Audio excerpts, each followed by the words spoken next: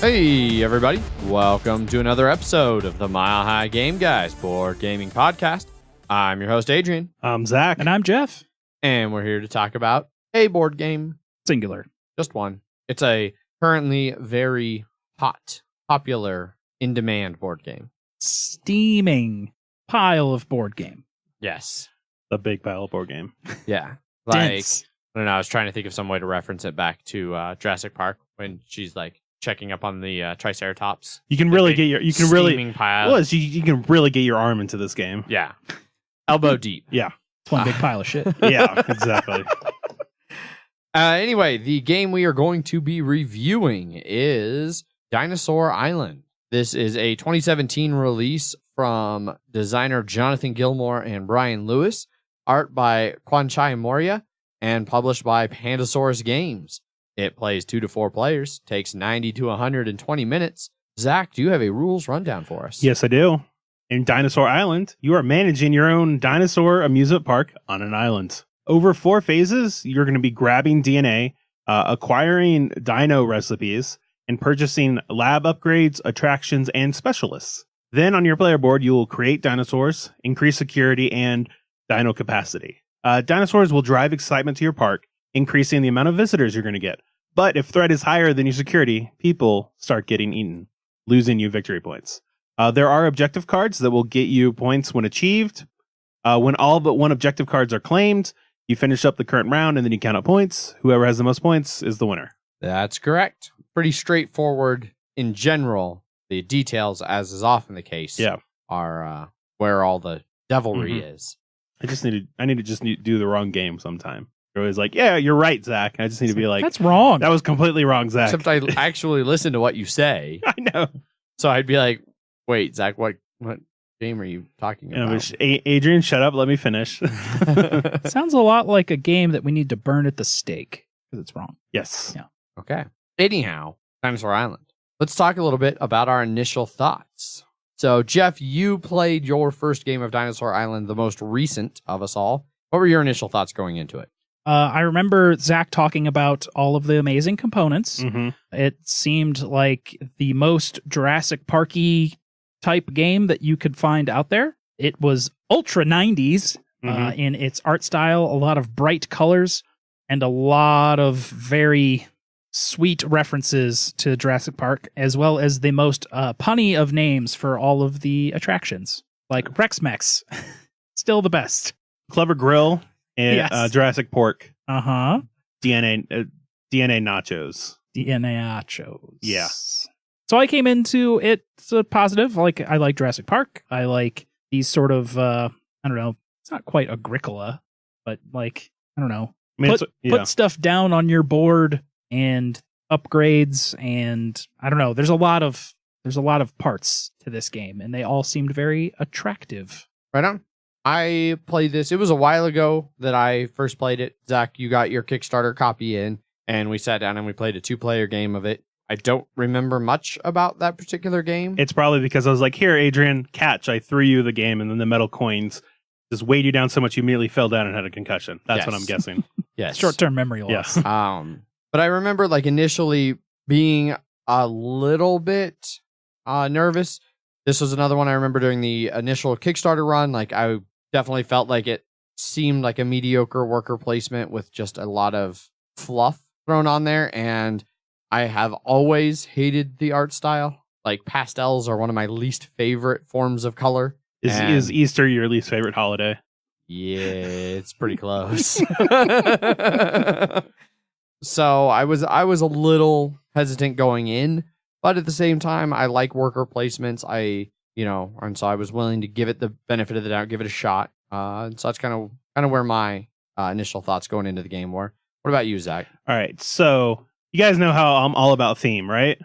Correct. Also, I figure I should probably preface this by saying Jurassic Park is my favorite movie of all time.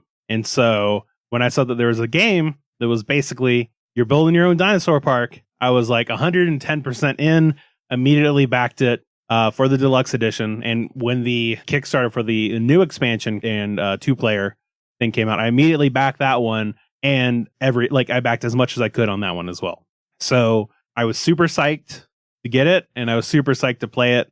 and like I wasn't even really paying attention to the gameplay going up to it. I was just like, it's based on this. I'm getting it. I'm 100% in, and so I was super psyched to try it out because of that. Right on. Well, let's talk about the art and components then. This is the deluxe edition. Yes. So we've all only played with the deluxe edition, except for Megan, who isn't joining us, but her first time playing was with the regular edition, which she mentioned a few of the differences during one of the games she sat in and played with us. But the deluxe edition, a few of the main differences, redonkulously thick heavy metal coins. Oh, yeah. What are 50 of or 70? Some amount of them. 74 metal coins. And 1s, 5s, and 10s. It's just cardboard tokens in the base game, which are like, they're fine. They're fine. The money looks somewhat Jurassic Park-y, like, and no 10s in the base one. Oh, okay. Just 1s and 5s. Gotcha. Well, because even in the long game for this, we've rarely had to use the 10. But it's nice. It's nice getting that nice 10 piece. Another one of the big differences between the deluxe edition and the base edition. In the deluxe edition, there are a variety of different dinosaur sculpts. There are 8 different dinosaur meeples, and there's 7 of each of those. Yeah. In the base game, it's just the Triceratops. Yeah. And that doesn't really affect gameplay. However, it affects immersion. It affects immersion, and you could say that this one also sort of affects immersion because, like, if you have the regular edition, you're like, all right, well, everything's a Triceratops, so whatever. This one here, they're just enough that match that when you find a dinosaur that you're building that doesn't match, you're like, God damn it. Yeah. Like the compies, it's like, I have to use a Velociraptor sized guy for this. That feels weird, which is nice because in the expansion, they're adding compy minis. Yeah. So they're going to be slightly smaller than regular shit. And I'm like, okay, that's good. Yeah. And so some of the other ones, like the vaguely Velociraptor body typed one with the domed head, like, yeah, it's like, well, I could use a Velociraptor. The Packy? Yeah, the Packy, but Pachycephalosaurus. Yep. But at the same time, like, it's not really at all the same type of dinosaur. So, Jeff, I'm going to go ahead and tell you, in this last game that we played, they took all the raptors, and I had the fucking Velociraptor and the Utah Raptor, and I wasn't allowed to have any fucking raptors. Yeah, we ran him out of raptors. I was using them for compies, and Megan was using them for packies, and I think I was using them for one other dinosaur. Yeah, and I had one for Velociraptor, and I had one for the Utah Raptor, and I was like, that's it. God damn it. They're all monsters. Real assholes. Yep. It was fantastic. I legitimately yelled at them, but in a joking way, but I was like... Yeah. But not 100% joking. No. The other thing that is completely unnecessary by any definition, but is still just almost too much fun to play with, is the deluxe edition first player marker, which is a slap bracelet. Yep. That I regularly play with and send flying all over the area that we're playing games in. One of the times I was playing with it and it accidentally slapped one of the black cubes right off my table and under the stove. And I was like, God damn it. Also, the science tokens are just hexagons in the base game, whereas they're little speaker-esque things in this one that are plastic. Okay. Any other major differences you can think of? The dice? Nope. It's amber dice for both editions. Yeah, it's amber dice for both editions. It came with extra VIPs and extra hooligans, which the manufacturer printed them wrong. And because of that, the art on the cards is wrong. It shows different colors than it should be, because the hooligans were supposed to be purple and the VIPs were supposed to be pink. But they gave us too many. They gave us 20 of the pink ones and 10 of the purple ones. So now the VIPs are purple and the hooligans are pink. And so I don't necessarily blame Panda for that. Like, because after all that shit's printed and then they're like, wait, you guys did it wrong. And I'm sure like it sucks. It's annoying, but it's easy enough to fix. You're just like, oh, these are the pink ones are fucking hooligans now. That's pretty much all I have to say. It'd probably be easier to reprint the cards and send those out. Exactly, yeah. So here is a list from this is everything that was added in the deluxe. 18 hooligan meeples, 10 for normal play, 8 for a bonus plot twist card, 10 purple VIPs, only used for plot twist, a purple die that's a special plot twist card, 3 special plot twist cards for the purple die, the VIPs, and the extra hooligans, 50 Triceratops meeples are replaced with 9 varieties of Dino meeple times 7 copies each. A punch board of Pogs. Have absolutely no use. But And they're not actually regulation Pog size either. No. So that's they're 7 metal coins, 51s, 15 5s, 7 10s. A slap bracelet first player marker. 12 molded plastic beaker meeples for player scientists. And an improved cover with spot UV embellishments. Subtle metallic ink on deluxe edition lettering. The edition numbering was sadly lost due to mix-ups of the printer. Yeah. So yeah, it seems like they had problems with the printers and the manufacturers. Yeah. Which is a shame. have we gone over how awesome the metal coins are enough yet? they are hefty. So they're hefty. They have a different color on the front. It's gray, purple, and then yellow for 1, 5, and 10. And then on the back, it has. And it's like a shiny enamel. Yes. Almost. And then on the back, it's 3 different dinosaur skeletons. Yeah, like fossil dig sort of for the tails. Yeah. Now the enamel, because it's like painted on. Yeah. You see some scratching and stuff from the paint. I think there wasn't any that don't have any sort of scuff on it. There's a couple that don't, but really, I mean, the reason why is because they shipped all the metal coins together, and that's going to happen in shipping. Shit's going to bounce around. Yeah, and they said like that's going to appear in some of them. The only way we could have resolved that or prevented that is by shipping each metal coin in its own bag. Yeah. Or like if you could have done like a roll of quarters like type thing, like a coin roll that held them all together. Yes. But I hate the enamel. I'll be honest. Like having nice metal coins and having this like shiny enamel like inlaid in there, I think looks incredibly tacky. I think the coins are nice. They're hefty size. I like the way they're marked. I wish that they were marked double-sided, like when if they're flip face down to where you can't see that enameled side. You can't tell the difference between a 5, a 10, and a 1, which is kind of annoying. I wish they were like double-sided, like the 1 was imprinted on both sides, the 5 was imprinted on both sides. Then you can't do it's not a heads and a tails side. Then make them otherwise distinctive. Yeah. But yeah, I really dislike the enamel like coloring in them, especially because it gets chipped up and then it looks even more tacky. They look worn. It doesn't bother me that the enamel on that one doesn't bother me at all, and I think it fits in the color scheme that they were going for. Certainly fits in the color scheme they were going for. I would also say the ones are white or like an off-white rather than gray. They're white. Okay. I mean, I could go grab one. I feel like it's a little more gray than white, but it doesn't. Whatever. Yeah, neither here nor there. The rest of the components are all pretty good. The player boards are dual layer, so they've got notches for all the little pieces and bits you're sticking in there. But just not the little cubes that go in the notches, just need to be a little bigger. Or the notches could be a little smaller. Yeah. But basically, there's a lot of room for them to kind of jostle and move, and makes it easy to still bump them out. It's also not very thick, like double layer. No, but that doesn't. I mean, at this point, the fact we're getting double layer is it's nice. It's nice, yeah. Yeah. But I would have liked those cubes to be a little bigger, but just a nitpick. Yeah. And each of the boards have markers, so it's like where your starting stuff is supposed to be at, except for the base level of the DNA. So like your cold storage limit is clearly marked. Yep. And where your security and threat start is clearly marked.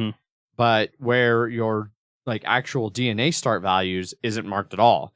In fact, like it almost looks like on it that they should all be at 0, but really you should have one of every basic one, which I think is a little bit of a mistake from a graphic design perspective. I would agree with that, yeah. It's it's a minor one that doesn't really affect the way the game plays, but setting up it's when you already have when you have like 90% of it laid out, the fact that you don't have that final 10 is like why didn't you go all the way? But, right. Like if it was been a slight white on the back or something like that. Yeah. And you have your workers, which all have like dinosaur hat, cowboy hat-esque meeples, which look nice. But I'm a little bummed that there wasn't, and also a nitpick too, there wasn't like a unique one for turn order. The fact that it's just a worker. I was like, they could have done something there, but. Going back to the cubes a little bit, like the cold storage ones are all black cubes, and like the backgrounds of the spaces, like we said, are marked by a faint black shading. The threat and security, you use your player color ones, but they're still shaded the same, like vague black shading of the Yeah, I think if they would have marked like a slight white for where the player ones start and then the slight black for where the limit ones, I think that would have been a little bit better. Which I think, like, realistically, the threat and security level ones could have been black too, just like the cold storage levels.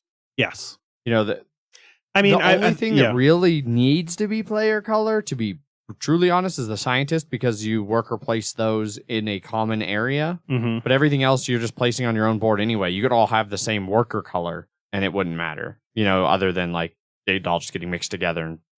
Well, I mean, you do have the one specialist card that lets you use a worker as a scientist. True. But I think it's also just to be like, this is like every player board has like the red color and the green color and the blue color and the white color. So it's like, these are all ones that match those. So yeah, which I don't think those stand out really that well either. Like, I've definitely handed out the boards like thinking they were all the same until somebody pointed out like, oh, this one actually has a symbol on it that has blue text with a green dinosaur, and that's the blue one. Okay. This one has green text and something else. That's the green one. I would 100% agree with the phase 4 board, the one, because that's only on the back, which like I didn't even look at it first, but the actual player board, I think it's well shown on which color it's supposed to be. I definitely didn't notice it until you were like, because you don't know. You gave me the blue one. Yeah, because you don't notice anything, Adrian. Other components, the cards, or I guess so. The cards and the rule book all so the specialist cards and then the rule book all use like fucking 90s era text. The what kind of style is that? The ASCII. Yeah, the ASCII type text font that looks like that. Okay. I don't know. But it looks 90s style. I think the art on the actual cards themselves look good. The like the specialists and the different attractions, and then also the dinosaurs too. I think the artists did a great job with the dinosaurs and the specialists and the attractions. I thought they all looked really well done. And now I understand, Adrian, like you said, you don't like the color palette at all, but no. I think they did a great job with it. Yes, they did a fine job, like I said, with implementing the style they were going for, and they fully embraced this. Mm-hmm. Like on Twitter the other day, somebody was talking shit about the dinosaurs all being pink. Yeah. And they replied with a gif of Barney beating the crap out of one of those giant, like, inflatable T-Rex costumes, which was just hilarious. Oh, yeah. So I really appreciate that. You know, and like any art, it's subjective. Exactly. Like, not everybody's going to like every kind of art or implementation of it, you know. So that's just something that depends on how much art bothers you. Luckily, like, for me, like, despite the fact that I don't like the art or the colors, that doesn't matter because I care more about how the game actually plays. Let's talk real quick, because we haven't mentioned them yet. The dice are actually fantastic in this game. They're like kind of an amber color, which fits again the theme. Like Jurassic Park, they find the dinosaurs' DNA in the amber. They're oversized. Yep. So they're huge. Like people see them, they're like, those are the dice. Those are huge. Yep. And each dice is unique. Yeah. Which is really cool. With different variations of both type and amount of DNA, and then a couple of them, one has a extra worker slot and one has a increased paddock size slot that if those come up, you know, gives you a chance to do something that would normally take an entire action. Yep. Or in the case of the worker, like you'd have to get a certain specialist to gain a new worker. This time you can just get this die. Yep. Which I think is pretty cool. Mm-hmm. And they all have different threat markers, which indicates whatever the temporary threat's going to be for that round, which you apparently had a hard time recognizing what it was. Or, like, you were really annoyed at how it was laid out, I think. Yeah, so it was... Or like, are you just confused? The second time we played, no, it was one of those, like, it was making me twitch kind of things, because, like, the way I had laid out the DNA, like, I thought that the threat were supposed to go up and down the side, and I was upset that, like, on the one threat, it was like at the bottom of the die, but then like the 3 threat, it moved different along the side of the die, and it wasn't lining up the way I thought it should. Right. And then you pointed out that it doesn't run up the side; it runs along the bottom, and then everything was okay because then I turned them all to match that. Then it made sense in your brain, but you're like, this looks right. And you know what? I can get that. I've had things where I'm like, why is everything this way except this one just goes wherever the fucking way it wants? And then someone was like, oh no, it's because it actually does like that. It's like, Oh, Okay. All right. I take back everything I've said. Yes. Mhm. Okay. Yeah. So and that was just a really minor like eye twitch moment where it was like these things don't line up. I don't like that. Yes. And then turns out they do if you turn it right. Mhm. So yeah, I think that pretty much covers all of it. Mm-hmm. You know, the cardboard punch out stuff, like the tiles, standard cardboard, nothing super special. If you get a copy of this and you're like, why are there 7 green like catchphrases? Like, how does this play into the game? It doesn't. They just had these spaces left over and they're like, fuck it, we'll just put in random phrases in here instead. Yeah, like something about the weird thing to me about those is that the shapes they aren't the shape of anything. Yeah, they are. They're the shape of the Victory point. the or not. There's some that are victory point. There are some that are the circle for the threat track and then security. Okay. Yeah. Never mind. It's like in Tokens. Terraforming Mars on the second port. There's one that looks like the first player marker that's just blank. It's just Mars. So it's basically that same sort of thing. I think that pretty much covers all of that. Oh, no, I do remember one little complaint that you and I had when we were playing the 2-player game a while back. We were sitting there looking at all the components and going through everything. The dinosaurs are like sloped. Oh yeah. The way I think it's because Something about the way the mold was. the molds will come in. One side is a little bit thinner than the other in terms, like especially legs and stuff like that. Yeah. That was annoying. They also have like sort of a dimple on each of them. They're all plastic meeples. Exactly. And then also anything that's bipedal cannot stand up on its own fucking feet. No. It leans back on Unless its you tail. do some serious balancing. manipulation to balance it. I have been able to get all of them to balance, but for the most part, they were just like once you start grabbing shit, you're just like, I'm just gonna have it rest on its tail. Yeah. So it's for like the T-Rex at least looked cool because it's out. It's like it's like roaring and shit like that. But for the Velociraptors, it looks like they're sitting down. yeah, These are the most boring raptors on the planet. they look like turkeys like staring at the sun. Right on. Well, I think that can wrap up art and components, Mhm. and we can move on into some rules and rules explanations. Yes. So I think that this is an easy enough game to teach once you know it. Yes. But I don't really remember like how complicated it was, like because you knew it pretty well even when you first taught me. Yeah. And then you taught me a couple times, and then I would feel comfortable teaching this game to anybody at this point. Well, I think the main thing this game has going for it is the fact that it has 4 very distinct stages or phases.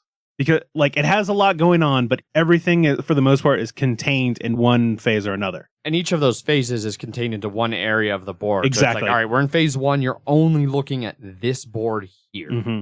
And that doesn't mean that you're not going to be like, see how other things are going to, it's like, well, if I get this, can I get these other things? But it's when you're doing the research phase, you're either getting dinosaurs, you're getting DNA, you're getting extra cold storage, or you're passing. Those are the main things you have to focus on right now. And then when you're in a market, it's you're buying upgrades, you're buying attractions, or you're buying specialists, or you're passing, or buying DNA if you really need it.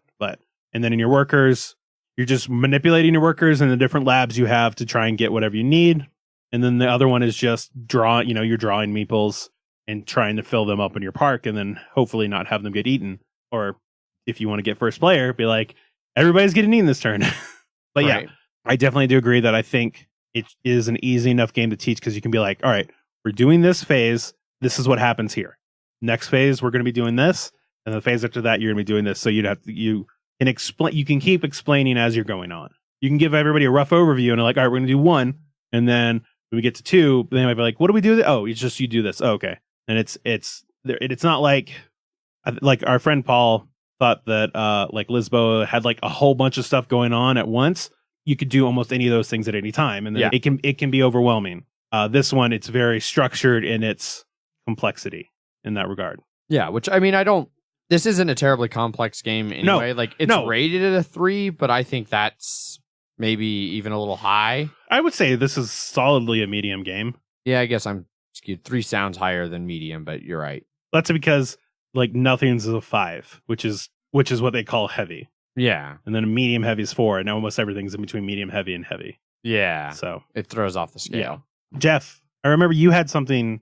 There was something that when we taught you the game, it didn't click for you until like near the end. What was it? I think it was victory points per dinosaur. Oh, in yeah. a Yep, that's pen, what it was. and not like just for type of like You make T-Rexes. Now this is worth 7 points. That's what you interpret it at, not and not every- per yes. T-Rex. Yeah, I can see how. Yeah, so on the on each of the dinosaurs, it gives you, this is the DNA you need to make it. Which it's easy enough to see which ones are basic and which ones are advanced, because there are different colors and Different shapes. and the lines are white for basic and black for advanced.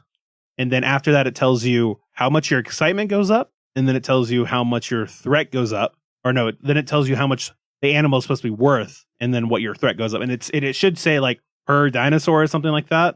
If it said that, then that probably would have been clearer but once you know that, it's easy enough to recognize.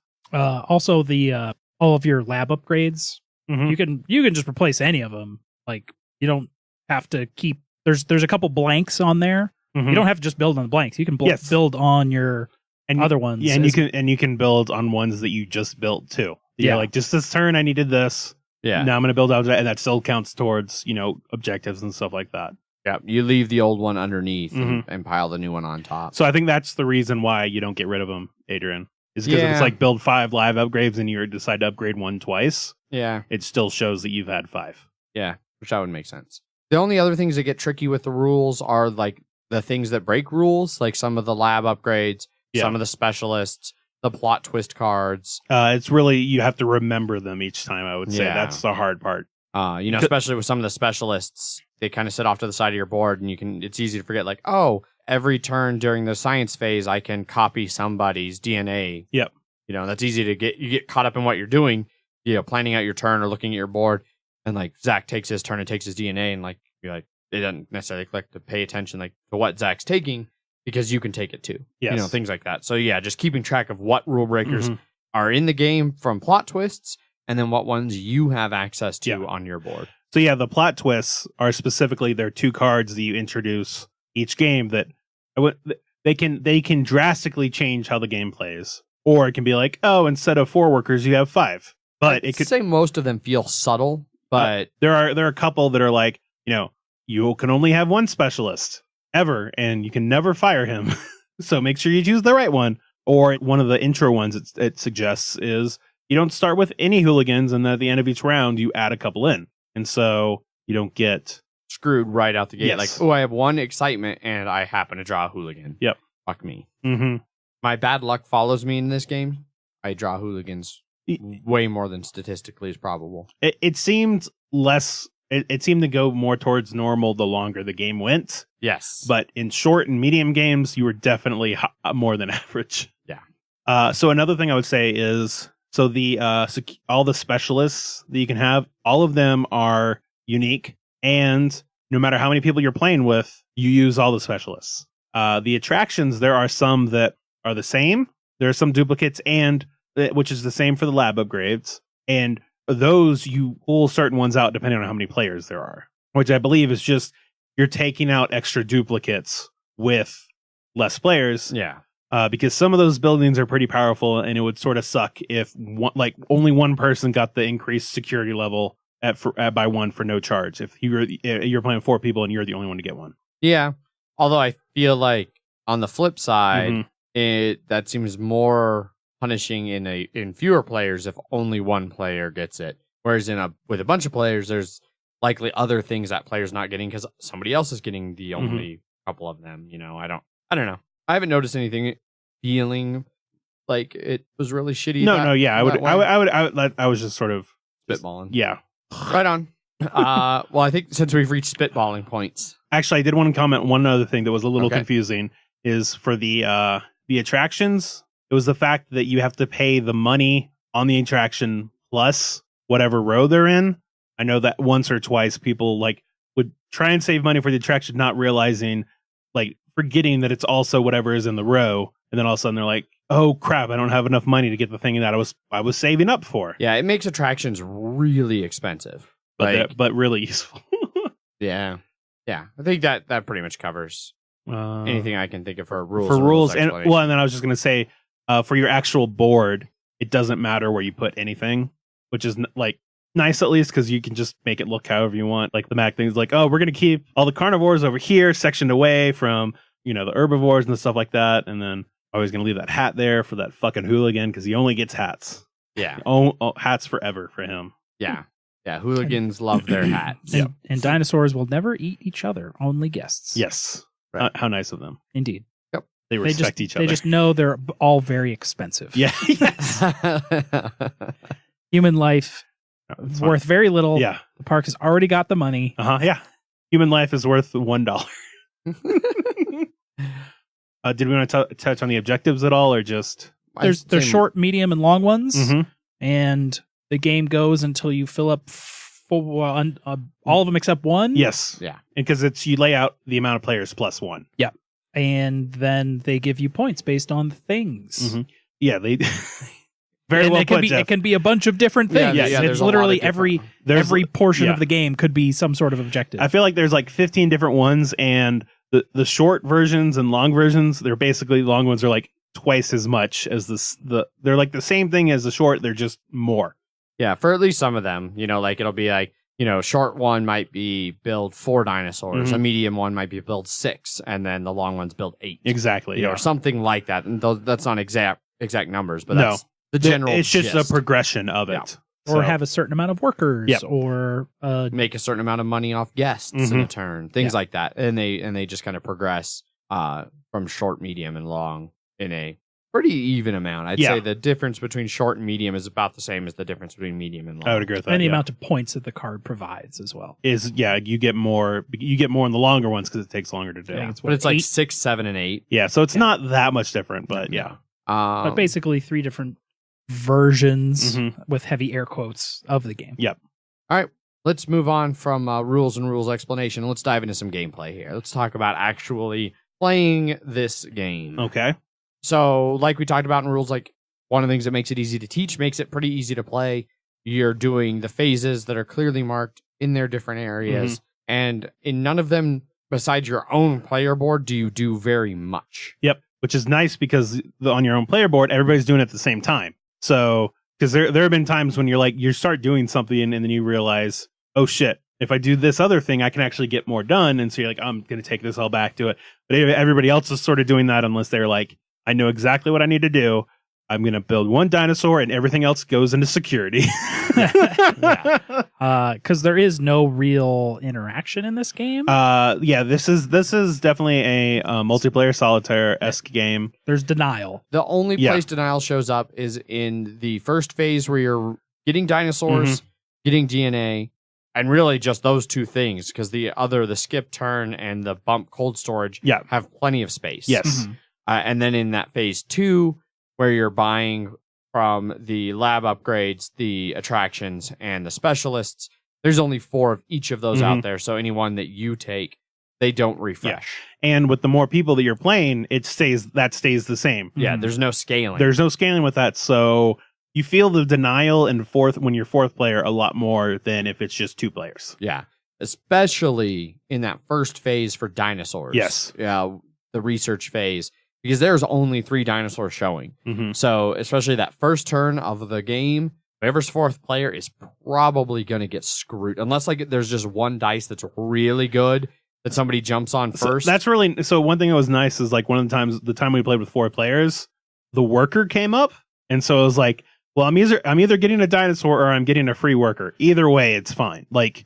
It's definitely, because you do at least start with your own basic dinosaur, which isn't, it's very basic. It only takes 2 basic DNA to make, and it only gets you 1 point at the end of the game. Yeah, 1 excitement, 1 point, 1 threat. Yeah, but it's good. It's a good thing to just be like, well, I can't do those other ones, so I'm just going to build a couple of these instead. Yeah. The most basic of dinosaurs. Exactly. Loves reality television. Yes. Oh yeah. Pumpkin spice lattes. Oh yeah. All over it. Yep. I don't know if you saw, all of them are wearing Uggs too. Yes. Yes. Very cleverly illustrated. Or whatever the 90s versions of Uggs were. Anyhow, that's not related to Dinosaur Island at all. That doesn't mean we're not going to talk about it. Nope. So let's talk a little bit here about the short, medium, long. Yes. I've noticed, when we played the first time Zach 2 player, we played short, and it went, I don't know, a few rounds. I would say it probably went 4 rounds, but that's because we were learning the game too and stuff like that. And it probably took an hour and a half, 2 hours, Yes. something around that. I don't remember exactly. then when we all got together and were actually prepping for the review and playing it, we played 2 medium games. Mm-hmm. One of them at 3 players that took about 2 hours. Yes. One of them at 4 players, which took about an hour and a half. Mm-hmm. And then we played a long game with 3 players that took an hour and a half and only 6 turns. Yep. And so the thing I've noticed, playing this more and more and more, is that especially as players get used to the game and the flow of the game, and they start really pushing those end game objectives, like the difference between short, medium, and long kind of goes away. Like if you play through them in a progression, like I think if we went back and played short, we were looking at the shorts And after we're our like, last game. it'd be 2 to 3 rounds at best. Yeah, like there's a lot of those short objectives you can accomplish in round 2 if you make that a priority, like easily. Yeah, which playing the game made us realize how much more you're willing to make those a priority. Because when we played the first time, it was just like, we're going to build our park and stuff like that. And then when those happen, they happen. Once we and it's because the objectives are, whenever you claim them, anybody else on that round can claim them too. But then after that, nobody else can claim them. So if you're able to get it 1 turn quick before anybody else, then that's 6, 7, or 8 points that you get that nobody else gets. Right. But if you're just sort of waiting, there's a bigger chance that someone else is going to get it with you. And so it doesn't mean as much to you. Right. Which, so the short game, I think, works as an intro. Yes. But once you know the game, fuck playing short. Mm-hmm. And even at this point, I don't know if I'd play medium. I think I'd play medium at a game night or something. I could maybe see that somewhere where there's a lot more distractions and things going on. But if we're meeting up to play this at home or something. Yeah. Oh no. The only other thing I could see that might work also is doing a mix of medium and long. Right. So that you feel a little bit of a progression, or even maybe doing 1 short, 1 medium, and then some long. Yeah.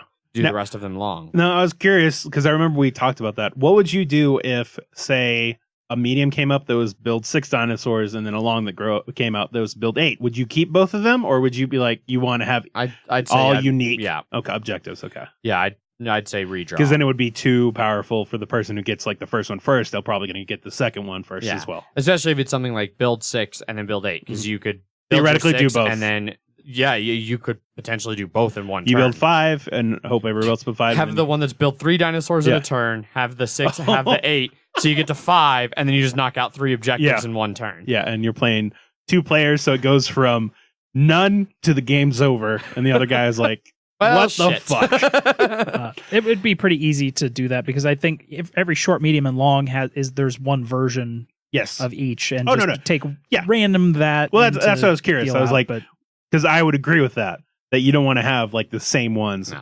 And then just from a that's just boring. I want variety. Yeah. So that's one thing that I did feel the different objectives we had made the gameplay a lot different each time. Yeah. Unless all of the objectives had to do with the same thing and were all really easy to do at the same time. Yes. Like having a bunch of dinosaurs, building a bunch of dinosaurs at the same time, having a bunch of different types of dinosaurs. Yeah. Yeah, but I mean so that made that game focus really heavily on dinosaurs. Yeah. Whereas I turned around and then the next game I played of it was have one of each attraction, have most of your player board filled, get $15 from patrons, get 10 victory points from patrons all on the same turn. Well, that was a different, because there was a third one in the one game I played that it was something with specialists maybe, where there wasn't one with specialists. It was something, but it was it made that one. Dinosaurs were an afterthought. Oh, lab upgrades and stuff like that. Lab upgrades. That was the other one. Yeah. It was 5 lab upgrades, the different attractions, and something about filling your player board a certain amount. I think that one was the medium game one, so it wasn't fill your thing. It was fill everything but 4. Yeah. But that made it all about things in that round 2, like building your park, and dinosaurs were something you did on the side. Yeah. And so I think it's interesting that sometimes it'll be very dinosaur heavy, sometimes it'll be very park heavy. Sometimes, like you mentioned, there was the one game that we played with Megan where it was 10 points from visitors and 15 money from visitors, which at that point it's all about excitement and trying to get people in the fucking gate. So that one that's something else I wanted to bring about or talk about in this one is when you first start the game, The idea of people getting eaten in your park is like heaven forbid the thought. Mm-hmm. I run a tight ship here. Yeah. Nobody's getting eaten. These are people that came to my park. Their safety is in my hands, and I'm gonna just let them somehow get eaten. Never perish the thought until you realize a couple of games in, you're like, all right, so you know what? Sometimes people gotta die. Sometimes these bitches gotta get eaten. Yeah, because it goes from perish the thought to perish the fool. Yeah, exactly. And the main reason is because, especially if you play with more people, turn order is super important, and whoever has the least amount of victory points is going to be in first place. Yeah, and then whoever has the most victory points is going to be last. So doing great in the beginning can suck for long term. Yeah, you jump out to an early lead, and then I feel hurts you in the long run. Well, I think like to an extent. Because it really sucks if you are going to be like, all right, I'm going to eat some extra points to get to go past third or whatever, and then third does the same thing. And you're like, well, now I just lost points, and I didn't get anything from it. So I feel like there's definitely a point, and I've definitely noticed it. I noticed it with Megan too. At one point, you're just like, all right, well, I'm 10 points ahead of everybody else. I'm not going to be able to lose 10 points and have it not negatively hurt me really bad. Yeah. So then you just go for broke, and you're like, I'm going to be fourth for pretty much the entire game. Yeah, I'm going to be fourth for the entire game, pretty much. And I just have to build the best do-gooder park I can. Yeah. Or it was like that one game that you and I played with Paul and Jeff, where it was like Paul and Jeff kept being on the same score, and you and I kept being on the same one. It was like, damn it, Adrian. Yeah. Like, I want to pass you in turn order. So pissed because every time I'm like, all right, I'm going to lose some points. And then I'll go, and Adrian lost the same amount as me every time. And I'm like, or I just wouldn't gain as many. Like you'd be 5 points ahead, you'd lose 2, and I'd gain 3, and we'd be on the same spot. And it's like, in that case, turn order stays the same. Yeah. So you could. And I'm like, why did I fucking lose points then? And so I was like first player that entire fucking game. So I like that it has that gamble of you want to get the first player, cool. But no, everybody, like the person in first might be like, I'm going to try and ride this first player as much as I can because, like you were saying earlier, you get first dibs on dinosaurs, on anything. Yeah. And so, like, there have been a couple times, which I've always dickishly done just because I find it funny, of, like, if I'm first player, a really good specialist comes out, I'm always like, well, I'm just going to put my money right there to let you guys know this is who I'm buying. Yeah. And that's one of the things that, like, I think it's interesting the way that turn order mechanism and the way the points work for the different tiers of dinosaurs kind of go hand in hand. Yes. To where you can go for like the big level 3 carnivores that are going to be worth a lot of points at the end of the game for each dinosaur. So you build the dinosaurs and then, that doesn't move your points up. Yeah. And so then you let them eat people, which keeps you low. So you keep getting to go first and get the good DNA to build those big dinosaurs. And when that works, it'll work great. But when it doesn't, Adrian, how does that go? But then sometimes you come up 14 points shy of first and 7 points shy of second, and that leaves you in last. So Jeff, on that last game, he had 2 points at the end before he started counting up all the shit. He had 2 points left. Yeah. Yeah. At least you were first. Yes. Yeah. Megan had like almost 30, and I ended only 7 points behind her. I had a shit ton of points. Yes, exactly. So that's another, like what I really like about Terraforming Mars in this game, just because someone's ahead on the track doesn't mean that they're going to win. Yeah. And because it's a combination of your attractions, your dinosaurs, the objective cards that you've claimed, and like the one we were playing with Megan, there are 4 cards out. Each of us claimed 3 of them. Me and Zach being each of us. Megan claimed none of them. And I was 7 points ahead of her. And so, and she was 7 points ahead of you. Yeah. So if you had claimed another one, or Megan had claimed one at all, like you would have beat her if you claimed another one, and she would have beat me if she claimed one at all. Yeah. And we were doing very different things. Like she didn't have anybody get eaten the entire time. She actually cared about her people for whatever reason. Which she missed out on all of. So this was the other interesting thing, and this is where for some people this might be a game breaker because of the way this particular game played out. So you got a specialist that let you put the first 3 hooligans you drew back in the bag and redraw. Yes. And this was a game that had the 15 money from visitors and 10 victory points from visitors. You hit both of those. Yeah. Drawing hooligans at first, putting them back, and then redrawing. I hit the 10 one, and I had 10 excitement. So I had to draw exactly 10 guys. I drew 2 hooligans, I threw them back in, and I drew 2 regular patrons. And I had 15 money because I didn't get any attractions that gave you extra money. I drew 15 guys. I had 2 hooligans, threw them back, and I grabbed 2 regular patrons. And the exact same turns that you did that, Megan drew 1 hooligan each time in the same boat. Like she had 10, she had to draw 10 perfect. She drew 1 hooligan. She missed out on both of those, whereas you got them because of that specialist card. Yes. Which, if she had drawn slightly different, like if she had drawn even one of them, then she would have at least tied with you. If she'd drawn both, she would have won. And so it came down to that card and the random draw of some people from a bag. Yes. Which I know really frustrated her. Which was especially because she was last. Yeah. And so she would draw from the bag last. Yeah. So everybody, technically, statistically, everybody has the same odds over. No. It's. You do not have the same odds. No, you're not. That's a factual. That's inaccurate. I know what you're saying. And it's like the guy literally goes into a giant long thing. It's. If you grabbed guys and just hid them, then for her, it would be this, like, she would not know, she wouldn't, like, because she wouldn't feel that there was a difference in the odds. There's still a difference in the odds. I know, yeah, I know what you're saying. I can pull up the thing, and Is this something that Jonathan Gilmour wrote about it? It's the creator wrote about it, and it's, I might be saying this wrong, so that might be the thing. Okay, yeah, I think I was explaining it sort of bad, but basically it's, when it except for like the power of taking hooligans and putting them back in the bag, then the odds of everybody getting it from the beginning are the same. And only like through watching them, the person can technically tell if they're going to do better or worse. But if it was hidden, they would just assume that it's, because technically if players 1, 2, and 3 all got a bunch of hooligans, then the 4th player is like, sweet, I'm probably gonna get a lot of patrons. I think it's like, it changes overall, but it doesn't. See, because like they do this, like, let's go with the simple case. 2 players, 3 cubes, 2 yellow, 1 red. Each player draws 1 without looking at it. So before anything happens, the second player has 1 in 3 odds of drawing the red cube, but they don't. Their odds have been changed based on what the first player to draw. Like, just because you don't know how your odds had changed, but your odds have changed. Yes. I was trying to say, as a whole, everybody's chances are the same. And then through watching what other people grab, then you're going to be like, okay, now I'm seeing that my chance is going up or down, but it's only because the first one's was good or bad.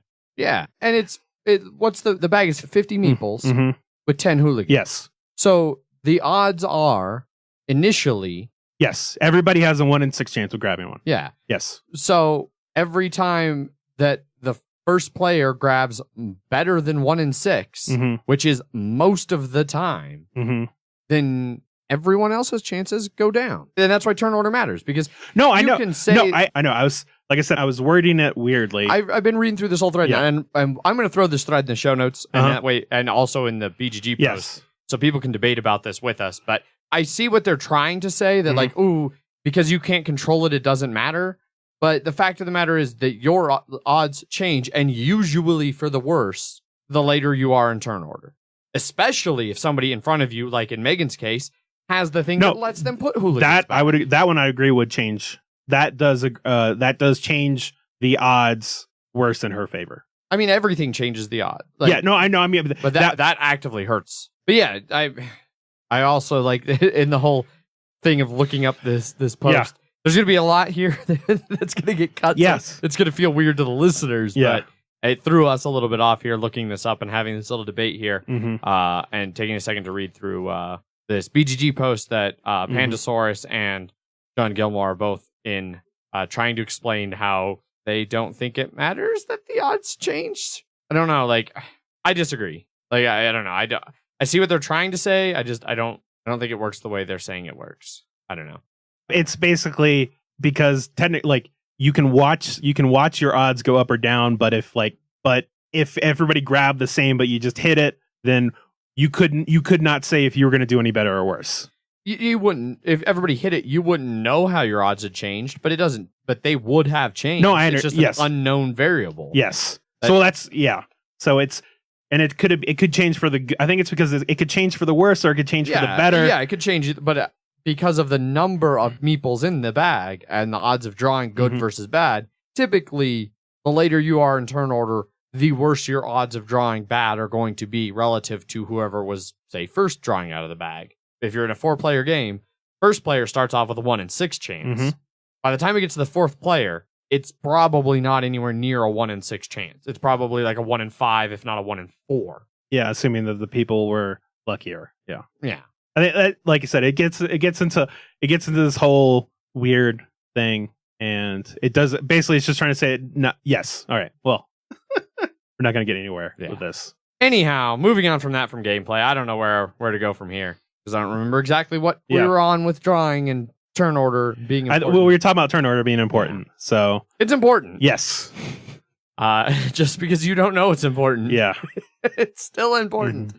And it's hard to manipulate sometimes. Yes. But Jeff, what were your experiences playing this game? Yes, Jeff, you talked for a little bit. Yeah. Else it's just going to be me and Adrian slightly arguing. Slightly arguing, bickering about and don't talk about turn order. Stats work. Yeah. Yes. Well, don't talk about drawing fucking meeples from a bag. A lot of meeples. Yes. A very thick bag of meeples. Mm-hmm. All the phases are very well contained to where every piece kind of falls in to where you're not having to worry about any of the other pieces until you're actually doing it. Mm-hmm. But they really all come together with those objective cards. Yeah. Because you really need to be trying to go for those goals and really keeping those in the back of your head during every decision, basically. Because those are going to be the main. It is very unlikely you're going to win without a good portion of those objective cards. Phase 3, you can kind of do whatever the fuck you want. That's where you get a lot of your money and raise your security and use all those fancy buildings you had. The one thing that I never used during any of our plays was the 2 DNA to 1 advanced. Refine? Yeah, the refinement. I never used that. I used that a lot in my last game. Yeah. Mainly because the advanced DNA just weren't showing up. Yeah. And so I'd get a lot of basic DNA, and then you're like, wow, all this useless shit. Let me turn it into better stuff. Yeah. Well, and then also just to touch on phase 3, because it's simultaneous, make sure you're playing with people that wouldn't just be like, I now have enough shit. Like, I now have all the shit I need, because it's going to be hard. You can't really double check people. No. And because it's a lot of complicated moves of like, this meeple is going to give me an advanced DNA. This one's going to make a dinosaur. These are going to go down here. That's going to get me this. That's going to get me that. And I'm sure we have all, like, we all did it too. If you ever, like, you did basically your entire move, and then you're like, oh wait, no, I see a better way. You try and you move it all back. Mm-hmm. There might be a chance of you accidentally adding something too much or not adding something enough or something like that, because you can really screw it up. Yeah, if you're like, I'm building 2 dinosaurs. Oh wait, no, I'm going to build these other 2 dinosaurs instead. And you need to backtrack and make sure that you're going to have all the right stuff. So yeah, and that brings up another good point. Like, in one of the games we played, while we were all still in that phase and doing things, one of the objectives was build 3 dinosaurs in a phase. And Paul, like, in the middle of his thing, he was like, boop, boop, boop, boop, boop. All right, I built 3 dinosaurs. I claim this. And I was like, oh, well, okay, then I'm not going to try and save up to build 3. I'm going to build 2 right now. Whereas, like, the way you're supposed to play is you do all your stuff, and then at the end of that phase, when everybody's like, okay, we're all done, all right, now we claim objectives. Because then I would have been like, well, shit, that plan went out the window. Yeah, but then instead you were like, I'm going to change. So yeah, because he called it early. Which, I mean, I could have tried to be the ethical gamer and block that information out and not meta game. Yeah, we all knew that wasn't going to happen. No. Not in this type of game, not in that situation. No.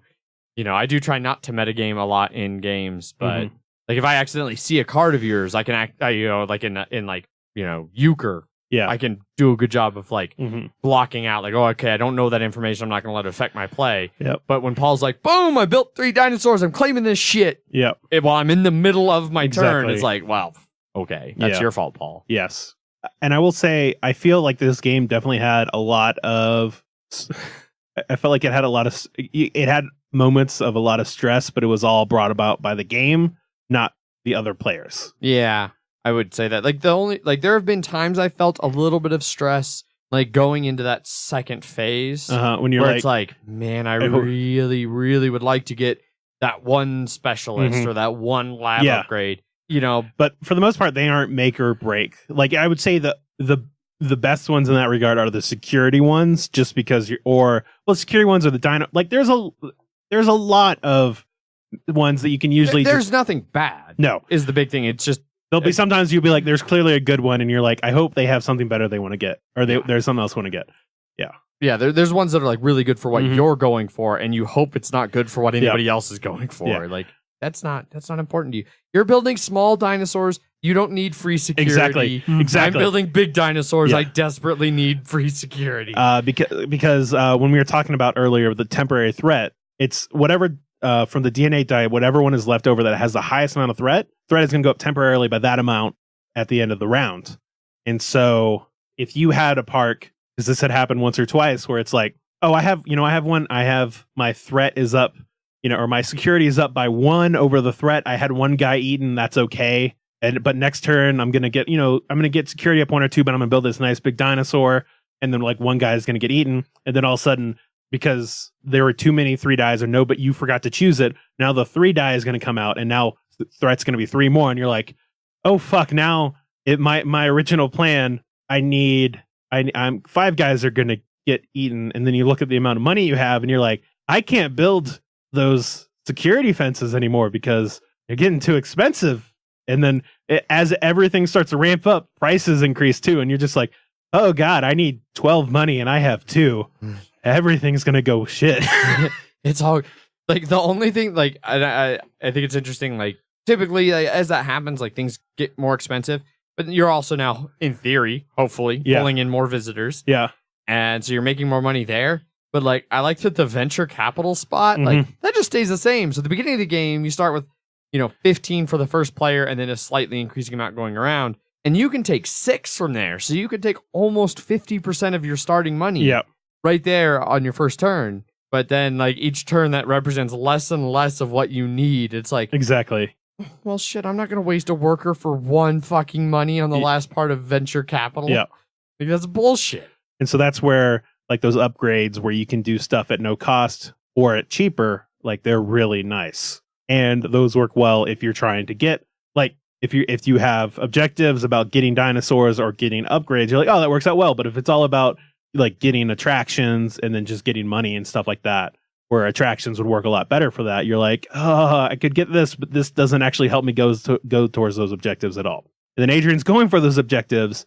And so I think like learning in this game when you need to push for an objective and when you need to just cut tail and just go for something else instead. Yeah. Because there have been many times where it's like, all right, I'm going to do this. I'm planning up on my next turn. I'm going to do this. And then that's when you hear Paul say, all right, I built 3 dinosaurs this turn. And you're like, you motherfucker, that's what I was going to do next turn. And now I'm fine. Yeah. I can't think of anything else really to go over for gameplay. We've already talked about how different the objectives can make the game feel based on what they are. We've talked a little bit about the plot twists and how they can subtly or in some cases dramatically shift the game. Yeah. Like I haven't had that one come up yet. The only one specialist and you can't fire it. But fuck, I hope I never do. Yeah. That sounds real brutal. Yeah. So yeah, I think probably about ready for final thoughts. Yeah, I think You so. guys ready for final thoughts? Indeed. Yeah. Right on. Jeff, how about you go first? I like this game. I love the theme. I love the art style. I love the tons of bits and stuff that are in there. One thing that we never really mentioned throughout the review is how much fucking table space this game takes up. Oh, yes. Yeah, it is a hog. It is a colossal table space hog. Yes, everybody has Especially two. at 4 players. Yes, because everybody has 2 giant boards, and then the center one is 2 giant boards, and then 3 giant boards, and then another, And then the victory point board. and then the victory point No, that's board. what you're saying. Because Yeah, yes. that's 3 boards. Oh, 3 yeah. giant boards, but then a bunch of cards off to the side of one of the boards. Plus, then you need all the pools for money and extra cards and discards. Yes. And it takes up a solid amount of space. I don't like how much space this game takes up for its length and how much I enjoy the game. It would be... it should be longer? Is that what you're saying? Or shorter? I mean, I like how much time the game takes up, but the amount of space and setup and bits and everything else that the game needs, it takes up too much space for a game that's, an hour and a half to 2 hours. Hour to hour and a half. But I like the effort. All the stuff is really cool, but it's a bit big. Yeah. For what it is. And God knows what that expansion is going to add to that space. A 5th player. Yeah. It's a cool game that has the phases are neat and everything, but it's not like, I don't know, it's just a lot of stuff for a game that's just okay. Okay. I don't hate it. I don't love it. There's other games I'd rather play for the amount of time and table space and what I get out of it. But when I do play this game, I really love all the pieces that are in there. But when it all comes together, it's just not like blows my mind. Like at the end, you're like, that was fine. That was a fine game. Yeah. I do love the variability that's in there. The plot twists and the objective cards can really change how the game plays. But I give it a 6. I think that's what Paul gave it. So, how about the solitariness? Did you feel it was too much for you, for interaction, non-interaction in games, I don't really give a shit. Okay. It depends on how the game is. If the game is interesting enough on its own, exactly. Then it's, like I'm not one to ever be like, oh, there's not enough interaction, or like, oh, there's too much interaction. Yeah. I love both types of games. Right. So this is it. That's totally fine. Gotcha. Yeah, because if you want to interrupt Adrian's flow, you can just like knock his pieces to the ground. Yeah, it's totally or just berate him verbally. Yes. There you go. Hey Jeff, ask Adrian whose turn it is. Son of a bitch. Right on. So for me, there are things that I really dislike about this game, like the color scheme.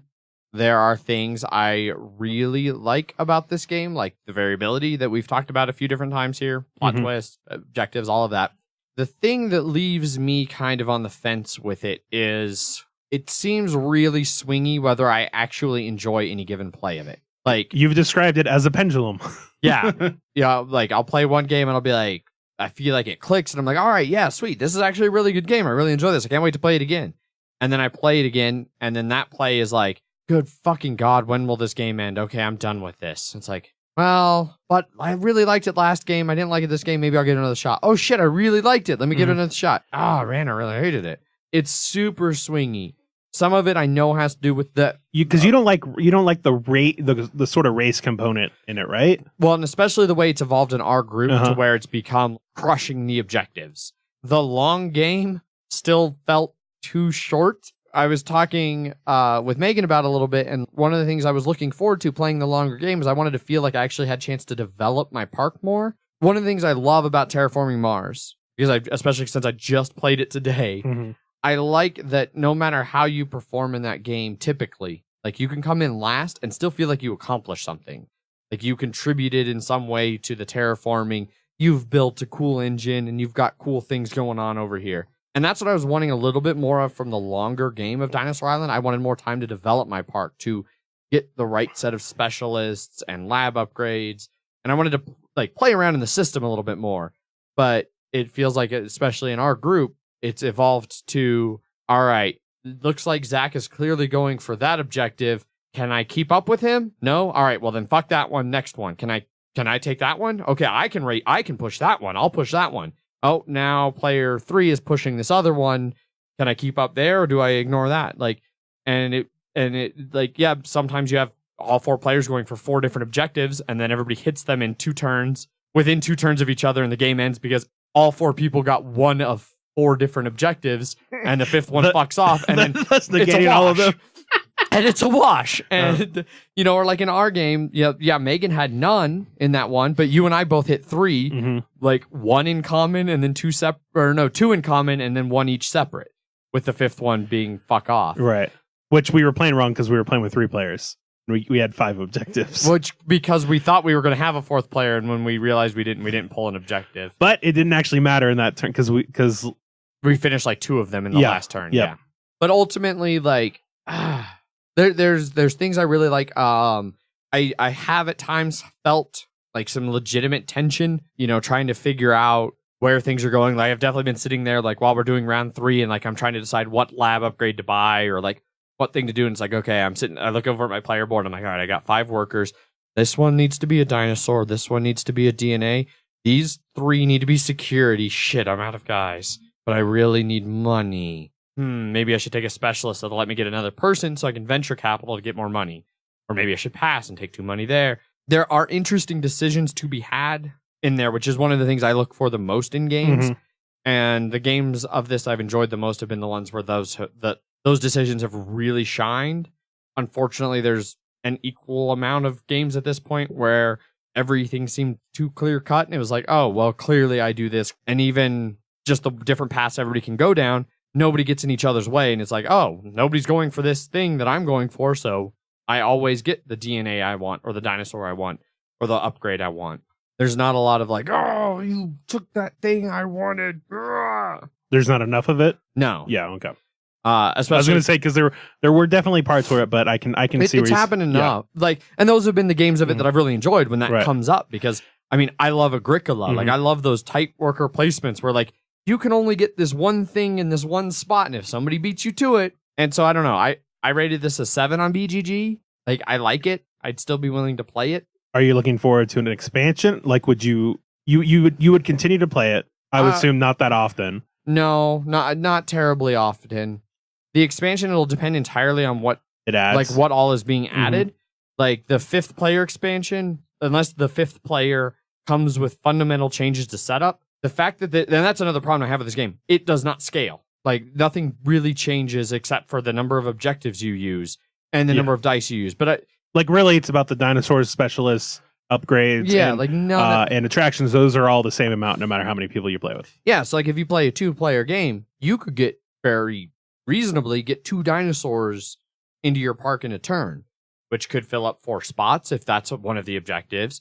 It gives you the chance, if you're trying to build 3 dinosaurs, getting 2 in a turn, that's helpful. You know, but if you're playing a 4-player game, it's very conceivable you get no dinosaurs in a turn. And the fact that that part doesn't scale, and then they want to add a 5th player, like, fuck being last in a 5-player game of Dinosaur Island, you would never get anything done. Then it really is a race to the bottom. Jesus Christ, yes. Everyone is eaten. Security, 0. Yeah. Is there any way I can get negative security? Like, can I have security that's actually just more dinosaurs? Like, what can I do to get my dinosaurs are the security? What can I do to get my small herbivores to eat people? Yeah. Trample. Just trample. Just give everybody giant leaves. So I mean, it would depend. I don't think I would want to play it. Like, also, who the fuck has a big enough table for a 5-player game of this? But yeah, and otherwise, like, aside from an expansion that just adds more of what's already there, in which case, sure, why not? I'll take more specialists. I'll take different lab upgrades. I'll take different dinosaurs. You know, I would love if they added more variety to the dinosaurs, so that like there were the large ones were like in this, because in this one they're always the same. It's 3 excitement, 2 threat, and 7 points. Yes. Oh, I see. Every large carnivore, no matter what, and every medium one is like what 2, and 4, and then 2, 1, and 2. Yeah, you know. So I'd love some variability in those stacks, so that like you might be like, oh, that's not the best of the big dinosaurs, but I'm in a pinch. I need a dinosaur now. Or that would help, like, if you're the 4th player and the 3 get taken, well, maybe the next turn, oh, that's actually a better one. I don't feel as bad that I didn't get one last turn. I delayed a turn and now I get a better one. Little things like that I feel that the game's, it could be better. Like, I don't think it's bad by any stretch. You know, I did the little bit of randomness in here hurt it for you? The bag draws get frustrating. Was it better the longer the game went? I think overall, probably. There's also a fair amount of options to maybe mitigate that. You know, there's a lot of different things you can do from different types of specialists that either let you put hooligans back or still get money for hooligans or do different things. I think the bag draw is one of the weakest mechanics in the game, but I can't think of any way to improve it or do it different. Like, if you just got money, I mean, like, if you just got guys and victory points. Yeah, no, there needs to be something, you know, and I don't know, like, because I don't like somebody in one of the threads I was reading suggested that you go in turn order, you draw them out, you assign them, you figure out what your points of money are, and then you put everything back. So everybody has the exact same odds. That seems boring. Yeah.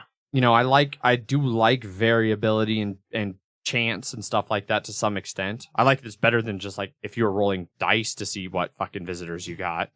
Oh, you rolled a 6, you get no visitors. Here, I'll just give you this. I'm going to give you this D20, and you just right. You know, so I don't know. There's not enough in there that bothers me. Like the dice don't bother me in this one because they're a shared pool that is just determining what you have to draw from. Yeah. What to choose from. Like that doesn't bother me. And the bag drop usually doesn't. Like I said, especially in the short games, my terrible luck shines more. It seems when I'm only drawing 4 times in a game versus 6. And then when someone is drawing more meeples, they have a greater chance of getting that average of 1 to 6. Yeah. So I don't know.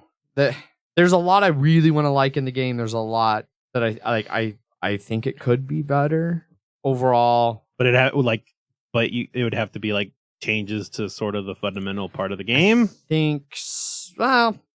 Probably. Like realistically, for me to love this game, it would need fundamental changes. It would need some way for the game to be tighter. I feel like it's a little too loose. Do you think part of that's because of the multiplayer solitaireness of it, or probably a little? Like that's one of the problems I have with like Caverna or like Feast for Odin for worker placements. They're too open. There's too many options. You don't feel constrained. And so like, yeah, there's some blocking in both of those games, but there's so many other options or so many different things to do that you don't feel like you really get in each other's way very much, so I don't know. I like it. I've waffled between like after one of the games, I was like, shit, now I want to back this. And now I'm back to like, I'm okay not backing this. I figured you'd be that. Yeah. I will tell you that I wanted to possibly do one more game on Sunday, and I was like, Adrian was positive on this last one. I don't want to do it, and then him pendulum swing back down to negative. Because I knew Jeff was like, it was okay. And I wanted you to be at least okay or better. I think I'm a little better than okay. Like I think it's an all right game. I could I could definitely play in fact, not only could I see myself playing this game, I probably will play this game again. It's a fine game. You will probably have this game forced on you again, yeah. It's definitely not one that I feel I need in my collection at this point, though. Especially with you, the person who is like second or third on my most played people. You own it. I don't need it in my collection. Gotcha. And then like the other stuff in the expansion or in the Kickstarter right now, Duelosaur I don't need Duelosaur. Also, I fucking hate Duelosaur's name. That got that name. So yeah, I think it's a good game, but not a great game. Gotcha. And not necessarily a game for someone like me who really digs the kind of indirect player blocking stuff of like heavier Euros. So yeah, it's slightly better than okay. A 7 for me versus Jeff's 6. Yeah, his is yours is yeah. It's a slightly more positive. Jeff sounded like a meh. Yeah, meh. Mine's like a yeah. Like there's a little bit of a yeah mixed into that meh. So Zach, how about you? Mine would just be a Tyrannosaurus roar right in your face. So I'm gonna have to find a soundbite and implant that into the episode. So as a game, I get a lot of the stuff that you guys are talking about. It's definitely, I wish it'd be more I wish it wasn't as multiplayer solitary. I do like the variability that you get from the objectives and the plot twists. I'm still surprised at how I can understand what Jeff was saying. I almost feel like it should be a longer game because like even playing the long game, it was 6 rounds, and I was like, because those objectives, they go from like maybe one, and then it's like the next round or 2 rounds from that, it's like 3 more are now fulfilled and the game's over. More than once, we were just like, I was like, oh fuck, this is the last round? God damn it. But I know for me, I don't mind if I like engine building games, but I'm okay. Like, I don't feel disappointed if I only get like half an engine built if it's race based, because it's all about this is about getting those objectives. And it's like, yeah, I'm going to get enough stuff to get what I want. I'm going to try and get as much as I can while still going after those objectives in any way that I can. But so I think as the game, I would probably rate it maybe a 7 or a 7.5 as well, if it wasn't for the theme. Like I said before, Jurassic Park, favorite movie. So everything that I think I like that I might turn and was like, oh, maybe I didn't like it. If the theme is well integrated in it, I'm just like, oh no, yeah, I dig this. I fucking love this part. Like I really love the art. And I understand a lot of people don't like it. And it's it reminds me of Saved by the Bell. Yes. Oh, 100%. 100%. I like the art. I hate the color scheme for the art. Well, I know that they couldn't choose like red and yellow. They couldn't do classic ones, the classic Jurassic Park ones. No. And they went with attitude. Yes. And as Kevin Smith always likes to say, they made a choice. Yeah. And I really dig the choice they made. I have enjoyed immensely every time I've played it.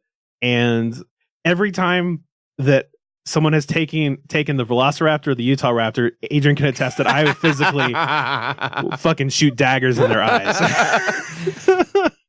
And the game where you got both, you won. Yeah, and it was the game where I wasn't able to have fucking Raptor minis. It's fucking goddamn. I need to get an extra set of those and just keep them just for myself. Just to be like, all right, you fuckers, there's going to be 100 Raptor minis in here, so no one can fucking take these away from me. But I think this is my favorite theme, and I think that they really did an excellent job with it. And I really like how you feel like you have all those, like you're collecting all this DNA, and then you're actually like, I like that it's not, that it's actually like some sort of like these are vials of DNA that you're collecting and stuff like that. And you're like, all right, I'm building it. I'm using all those things. Whenever I have a new dinosaur and that makes me go over and the people get eaten because of that, I always am like, well, that new dinosaur, they weren't able to lock him down, and now he just trampled everywhere, and just this guy is just impaled on the side. So for me, this is easily a 9. Some of the reservations that I have from the gameplay wouldn't move it to a 10, but this is a game that I'd be up for playing pretty much at any time. And I instantly backed the expansion, and from the little things that I've seen that's added, I'm just like, yeah, this is just going more hell yeah. Yeah, the expansion's going to add water dinosaurs, baby dinosaurs, mega dinosaurs. Mm-hmm. Some new dice that'll have like money or like advanced and common. Mm-hmm. I guess one that's just going to be like a threat die. Yeah.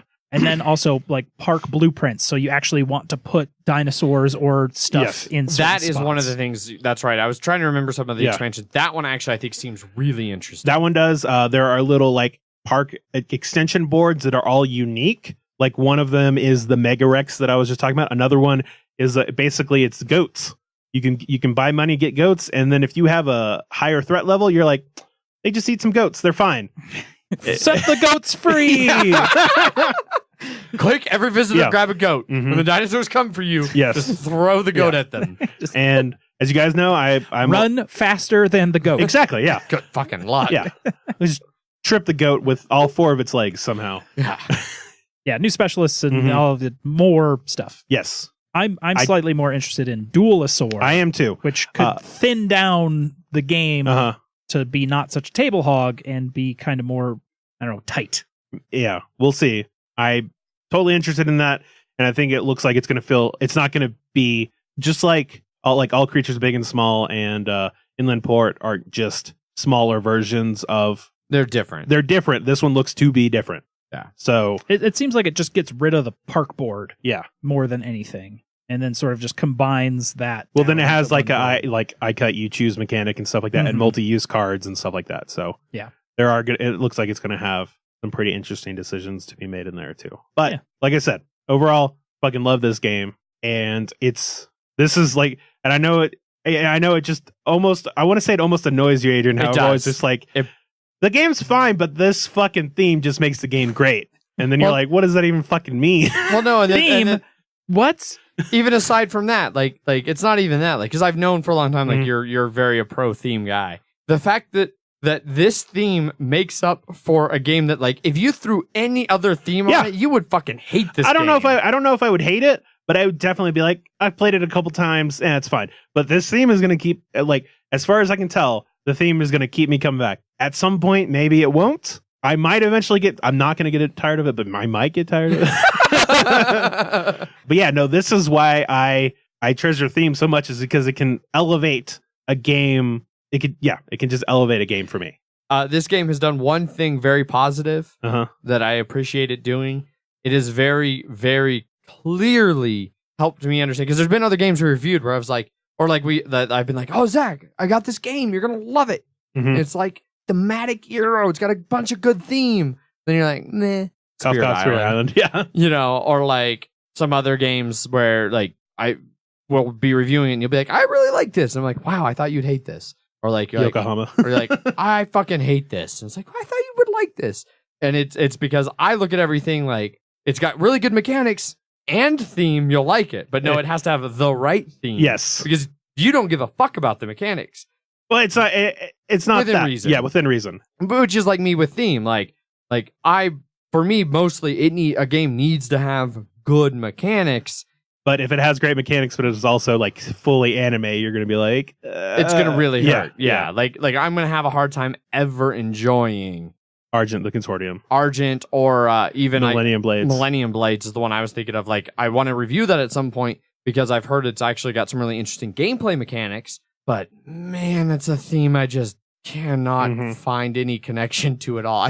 The fact I find more connection to fucking trains, and I've never in my life liked trains until I got into board gaming. Right. But yeah, it has helped me understand a little bit more. It's not that I like theme. It's like if it's the right theme. Yeah. Theme is like your main category you look for. Yeah. Mine's mechanics, and there's a little crossover, and then I still need to figure out Jeff. Jeff just does whatever the hell Jeff wants. Never know. I don't know. I feel like I've been pretty good on like I think Jeff's gonna be like, eh. I've usually had a pretty good idea. Yeah. Like, but there's no hard and fast rules for Jeff. Is the problem? True. Yeah. It's wild card. Yeah, the wild. Jeff is the epitome. Don't cut my fucking brakes, Jeff. Yes. No gas in the fucking van, Jeff. It's fine. I just wanted to resell the gas. Jeff is the epitome of you know it when you see it. Yes. Yeah. You know. Yeah. I So can't Jeff define pornography. Jeff is pornography. You just know it when you see it. Gotcha. Right on. That wraps up the review portion of this. We're just going to shut that review down. If you want to acquire this game, you have essentially two options. You can spend $150 on Amazon, or you can back it on Kickstarter, where they are running that second edition where you can get the deluxe components, you can get the expansion, you can get Dualosaur, all of that shit. You have 3 weeks to do that. Yes. Yep. From when this airs. Yeah. So plenty of time. I did want to mention the rule book, not great. I forgot to mention that in the rules and rules components of the rule book itself. So, like, and they could use part some, of the rules. So I'm hoping that they fix that. And they could use some reference guides. Yes. Oh God, yeah. Player aids would be great. But yeah, so those are your options. Spend a lot of money on Amazon. Which don't do that. Don't do that. Or go back in on Kickstarter and get all the sweet stuff. Do that. Which a lot of people are huffy over, like, I kickstarted this, but they had a bunch of exclusive shit, and now other people can get that exclusive shit. On to listener feedback. Yes. Because we've got a bunch of listener feedback to get through here. Yeah. Enjoy editing this one. Yep. So let's start off here with BGG, where I put up a post crazy late last night when I really should have been sleeping before I went snowboarding. Yep. But whatever. Zach, you want to read through the BGG responses? Yeah, we had a lot. Yes. Or we had a decent amount, but a lot from one guy. Yes. 50% from one yeah. person. So Matt says, I got to play the tricked out version with the heaviest ass coins I've ever held. I can see promise with it, but I completely misread and misunderstood a couple cards and rules, which really made me frustrated and hating the game. I need a few more plays to either get that taste out of my mouth and enjoy it, or take a big swig of my vanilla crown and go running at the nearest T-Rex, yelling and screaming, hoping that the oversized frog doesn't get scared of me and runs away, but instead eats me whole. Yes. Yeah. Those are indeed very large, heavy coins. Yes, they are. He continues in our next post. I understand the nostalgia for 80s sentimentality, but didn't Jurassic Park come out in the 90s, which should be a more grunge-looking style? What do you guys think of the art and everything? If you haven't covered it yet, it is 90s style, not 80s. Not all 90s style is grunge. Yeah, there was definitely an 80s neon. Yeah, this isn't neon. This is more pastel, like you're saying. Saved by the Bell. Saved by the Bell. Yeah, no, it's definitely, and then like with the pogs and the like 90s catchphrases and a very youth 90s. Like I feel like grunge was like distraught high schoolers in the 90s, whereas like kids in the 90s were like bright fucking colors everywhere and just weird, goofy shit. Exactly. All right. So Andrew B responds with, I'm not a fan of the bright green and pink art style. It makes it feel cartoonish to me.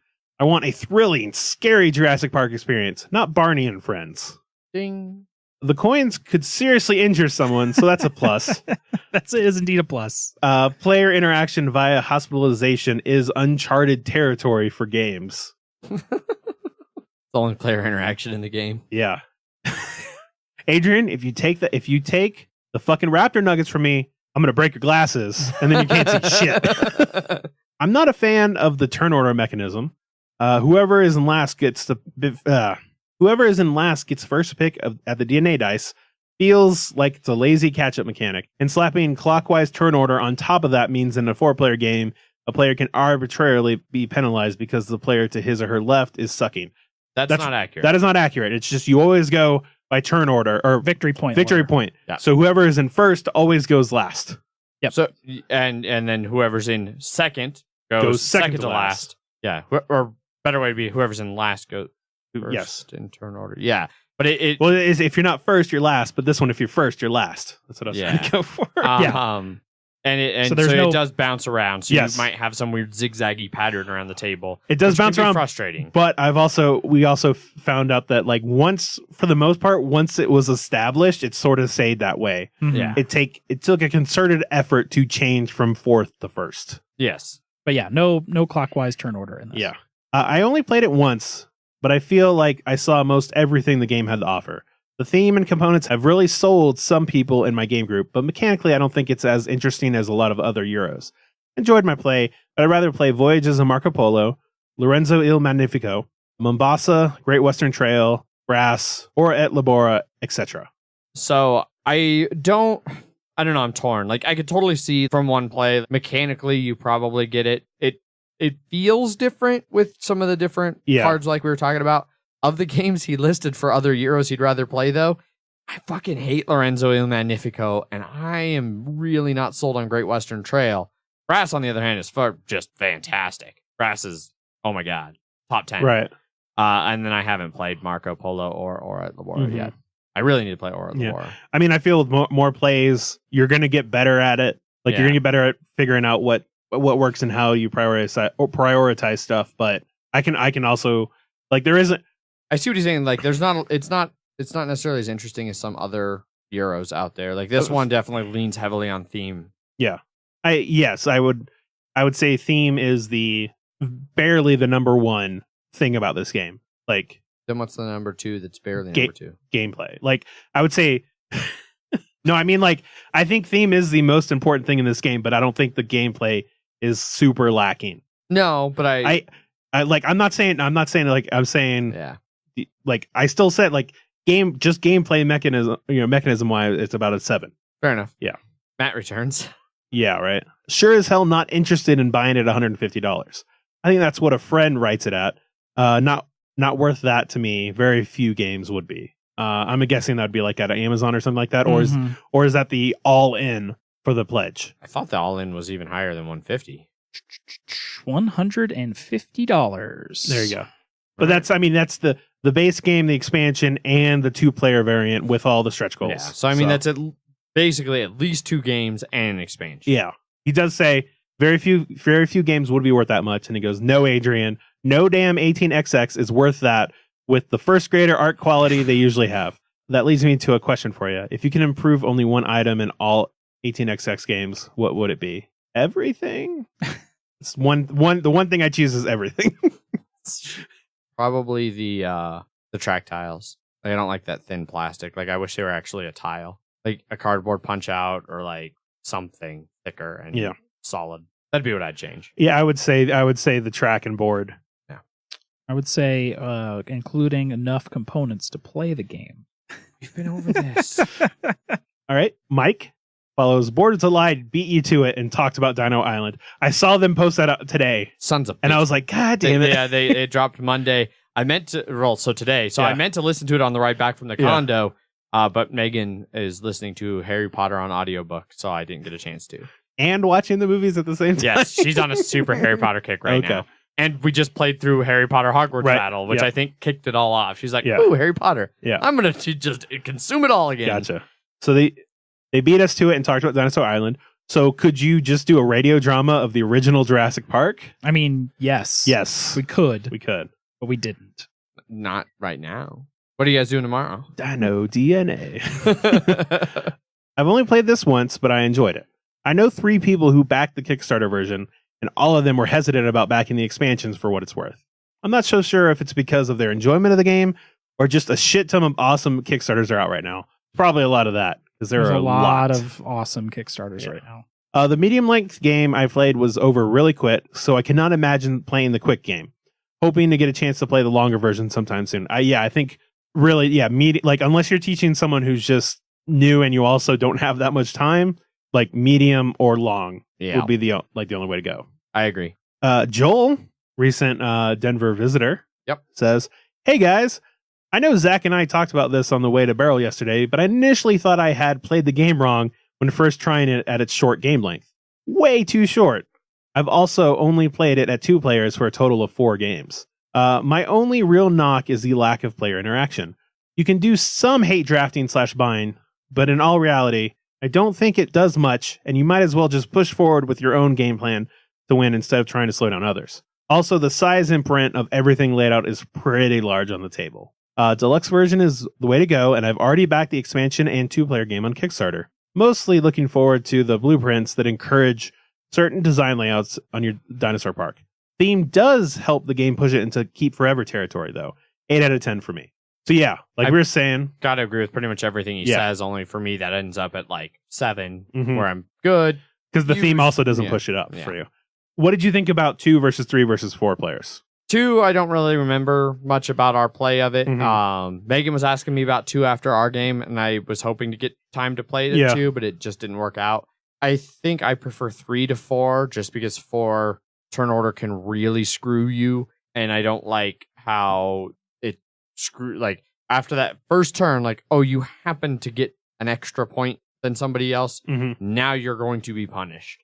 Like, I get it later in the game when like you might be really pushing Right. that lead, but right there on that first turn, like that can just be With 3, you still feel a little bit of that, someone buying shit before you. But Yeah. at the very least, everybody has a chance of getting a dinosaur on the first turn. yes. All right. Matt then responds to a previous one For the radio drama. for the radio drama. I call the lawyer part. Definitely want to shit down that dino's throat if I'm going to get eaten. But the lawyer got the top part of Yeah. him bitten Yeah. off. And it So- was while he was on the toilet shitting, so all of his shit was probably in the toilet. So you got, Yeah. it's you gotta just pretend you're giving yourself a swirly and then hope that dinosaur comes at you. That's the best way. Indeed. Present yourself to the dinosaur. And then Matt responds, I may be a touch late to the party. Being on holiday does that to you. Feel free to paraphrase if you talk on air or skip me. All right, we'll just skip him. All then. right, you gave us permission, Matt. That's it. Dinosaur Island is a great game. I got the deluxe edition as a present for my wife who loves Jurassic Park. The meeples really sold me in it. The game looks confusing, but is really easy to follow. It got to Australia in December, but got held up in shipment until February. Ugh, That sucks. that does suck. What confused us the most was the rules had written down different colors meeples for the VIPs and hooligans, and that threw us off a little. It's addressed in an FAQ as well as a couple of the other issues. That was one of the major problems in it, and it sucks. Yeah, they better get that shit wrapped up in the new edition. There's no excuse for that to happen. I think they're just gonna go with the current color scheme that's like that they got fucked up. They're like, all right, that's what we're doing now. Yeah. Something that annoyed me were the How did we forget to talk Oh, about yeah. this? Jesus Christ. Yeah, because this annoys the shit This out was of me, annoying too. Something that annoyed me was that the under construction shit being cut differently to its board location, and then the messed up printing of the deluxe. Oh, well, we'll go through that first thing first. The under construction chits were basically, if you turn them upside down, they matched because they had a quarter cut out. If you turn them face up. Yeah, face up is what I meant to say. Yeah, then it matches, but otherwise the wrong corner is cut out. And it's For the space on the board. It's like the space on the board Yeah. has like the top left cut out when it shows under construction. But like on the tile, it's like the top right. And it's just, no. When we first saw that, it was like, yeah, that was one of Wow. the immediately jumped out to me. yeah. Which I was like, holy shit! It's a Something re- actually jumped out to Adrian about the art. That must be really bad. But no, I 100% agreed with you. It's a good thing we didn't review this after that play because Yeah. we'd have had all of these little things that had jumped out to us. Exactly. But then we were like, it doesn't actually affect the Yeah. game. We just kind of let it slide. Yes. Oh, and there was also the messed up printing on the deluxe numbering. Yeah, I'm the asshole that likes exclusive. More on that later. Because they were originally supposed to have a printing number on them, but then they couldn't do it. Once again, I think the printer messed up. So, which is annoying. Yeah. I hope they're getting new people. I hope they're not using the same people they did last time. Or if they are, they a strict word. Right. And they grew a dinosaur and they're fix like, this if you shit. fuck up, this guy's gonna eat you. It's just pointing to another dude. Yeah. This guy's going to eat you. Straight up cannibalism. He just has T-Rex written on his forehead. Exactly. He's just in one of those inflatable suits. Yes. Yeah. Oh. Didn't mind up the mixed-up meeples or rulebook era as much as some. The Pogs are useless, which is very true. Yes. But they were always supposed to be useless. And not regulation size. That was a little disappointing too. I also would have liked more puns and references in the game. There's There's a lot of puns. Yeah. Like every attraction was a pun. Almost. Almost all of them, yeah. Yeah. Some were just themed, like Gene Spice dogs. Yeah. But yeah. What has now grinded my gears, sorry, Adrian, is the new Kickstarter offering what the deluxe edition had as exclusives as an add-on to retail. It's super trivial, really, but if you offer a Kickstarter exclusive that sells people in to buy now or miss out, then you later just offer it up as an add-on, I feel a little gypped. Technically still a Kickstarter exclusive, but hindsight leads me a little cautious and shrugging my shoulders as to why I bothered with the Kickstarter in the first place. So... Well, and I'll also just say that he's still undecided if he'll back the latest Kickstarter or go back to the big box Shogun. So with that, like the Kickstarter exclusives thing, the other side of that, like I've seen people complain about it, was like apparently one of the things is like $5 cheaper now than it would have been, but you've had the game now for like a year. Like, is that worth the $5? I mean, it depends on he's had it for a month, but true. But you would have like by the time you would have the game for probably close to a year earlier than other people. Exactly. And so I felt like it was worth the money. And Matt didn't actually mention the $5 difference. That's just another thing I've seen people bitching about online. Oh, and this is Australian Matt, by the way, not the other Matt that was, sorry. Just wanted to. Oh, yeah. Matt S, not Matt F. Yeah. People get different names, so it makes it easier for us. Yeah, what the hell? Assholes, everyone. Yeah. But, I mean, I get what people are saying. Like, that's part of, if you say Kickstarter exclusive and people feel like if they interpret that as meaning that specific Kickstarter is the only way to get that and they back at that level and then a year later you're like, oh, it's still Kickstarter exclusive for new backers. Like I can see the frustration there. Ultimately, it doesn't bother me at all as a Kickstarter backer. I just looked at it as like when I was getting it, I was like, oh, sweet. I won't be able basically it's just I won't be able to get this at retail. Yeah. And then this one is just like, a lot of people were asking about those metal coins and stuff like that. And so that's why when they're doing this, I'm sure they're like, we need to make sure to redo that stuff. And then it looks like you can get an add-on for it. So if you had a retail one, you could upgrade to it. Yeah. And I'm like, that's great. I want everybody to have these metal coins. I get why they can't be in retail. So if they have a chance of getting them, good for them. Yeah, and I also, I've been on the opposite end of that where I didn't find out about a game until after the Kickstarter, and I would have backed for all the cool shit because I want to, A, support the creator, and 2, I like cool shit. Yeah. And so I buy the retail because, hey, that's what's available.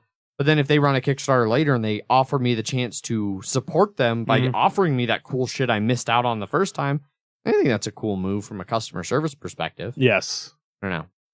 That's all from the BGG responses. Yes, it is. We do have an email. Emails at milehighgameguys.com. This one comes from Michael. This is an instance of a mediocre game being hidden in an overproduced package. We played 3 times in a 90 to 120 minute game, and in every play, there was no tension, no moment of I am completely screwed if I don't get to do X. It wasn't all bad. I did like the art style and the graphic design. They did a good job with the theme, but the gameplay was just dull. Keep in mind, this is my opinion, the right one, by the way. It does end with a positive. I was able to sell my deluxe edition for $145, which I used to get Antiquity and Vinos. I assume that's supposed to be. Well, that's also. I mean, that's for $145. That's a killer deal. Yeah, that's pretty crazy. It sucks. It sucks you didn't like it, man. But hopefully you like those 2 better. Which, yeah. If you want the I am completely screwed if I don't get to do X, Antiquity and Vinos have that in spades. Yeah. P.S. Fuck off, Jeff. Patreon doesn't have a support this 2-bit asshat podcast level, so I gave you one of my hard-earned dollars. Keep up the good work, Adrian and Zach. I really do enjoy the show, Michael. Yeah, we need to rename our level 1 podcast to something. Or level 1 tier is I support this 2-bit asshat podcast. Yeah, and by doing so, I am allowing That'll be podcast hosts too. berate me. Yeah. I will be berated. Yes. No, but glad to hear you're enjoying the show, Michael. Really appreciate the email. Yeah. And also appreciate the fact that Michael went from the $1 supporting this 2-bit asshat podcast level, The plebeian level. up to Yep. $5. So thank you for increasing. Yeah. your pledge, Thank you Michael. very much. Thank you. We certainly appreciate that. Jeff has accepted the fuck off. Yes, yes. Please. I will fuck off now. Yeah, For $5. For Jeff will- $5, I'll fuck off. Yeah. So that'll be the $5 tier is the fuck off Jeff Yeah. tier. Yeah. I'll accept that. Yep. It's not much I won't do for $5.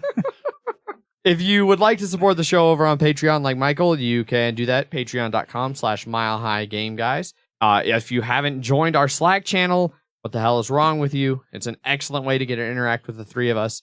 / watch everybody in our local game group mock me regularly, which is like half of the show. So yeah, get involved over there. Yeah, come and join the fun. Yes. You can also find us on Facebook and Instagram /milehighgameguys. We have a fancy new website that destroys RSSs. That's milehighgameguys.com. and, Destroyer of RSSs. and you can always find us over on Twitter, where I tweet under @MHGameGuys. I am Zach_MHGG. And I am Jeff_MHGG. Thanks everybody for tuning in. Be sure to check us out next Wednesday for our banter episode. And then Friday, I'm going to let Zach do the description of next Friday's episode because I really appreciate his way of describing this. Zach, what are we reviewing next Friday? We're doing a trio of 2-player card game, area control, set collection-esque games. Such as Hanami Koji, Tides of Madness, and Schadentoten / Battle Lines. But it'll be Schadentoten because that's the one that's currently available. Yeah. And cheaper yes, and better art. debatable. But that's all things for the episode. Yes. So be sure to check that out next Friday. And yeah, as always, thanks for listening. I've been your host, Adrian. I am still Zach. And I'm Dr. Jeff Malcolm. Bye. Bye. Bye.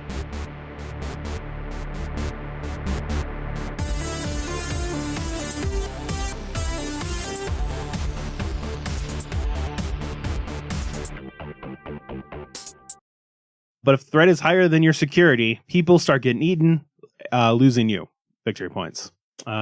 Losing you points. There are objective... Try that whole sentence over again. Okay. That's going to be a pain to edit together in a smooth way. Losing you victory points. But if threat is higher than your security, people are going to start getting... but if threat is higher than your security, people start get eaten. People start get eaten. People start getting eaten. Okay, there we go. That's the thing I fucked up. Those are words. Mm-hmm.